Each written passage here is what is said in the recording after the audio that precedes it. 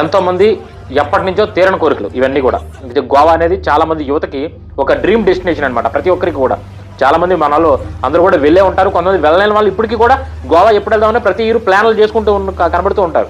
Next new year వస్తుంది, ప్రతి ఒక్కరికి మ్యాక్సిమం ప్లాన్ అనేది ఉంటుంది గోవా పైన. సో అలాంటిది గోవాలో రీచ్ అయ్యి అక్కడ ఎంజాయ్ చేస్తున్నామంటే అసలు నిజంగా ఒక భూతల స్వర్గంలో ఎంజాయ్ చేస్తున్నారు అందరూ కూడా. అయితే అక్కడ ఏం జరిగిందంటే ఒకేసారిగా అక్కడ లోన్ ఉన్నటువంటి గ్యాస్ సిలిండర్ బ్లాస్ట్ అయింది. అండ్ ఏదైతే ఆ నైట్ క్లబ్ కంప్లీట్గా ఒక వుడెన్ డెకార్తో అయితే ఇంటీరియర్ అంతా ఉంది. వుడ్ అవటం వల్ల కంప్లీట్గా ఎప్పటి నుంచో ఉండడం మంచిగా ఏమైందంటే ఈ గ్యాస్ సిలిండర్ ఒక్కసారిగా లీక్ అవటం, వెంటనే ఈ పక్కనే ఈ కిచెన్ కూడా ఏంటంటే ఈ రెస్టో బార్ ఏదైతే ఉందో ఈ నైట్ క్లబ్కి అటాచ్ చేస్తుంది. అంటే ఇంటీరియర్ లోపలే కిచెన్ కూడా ఉంది.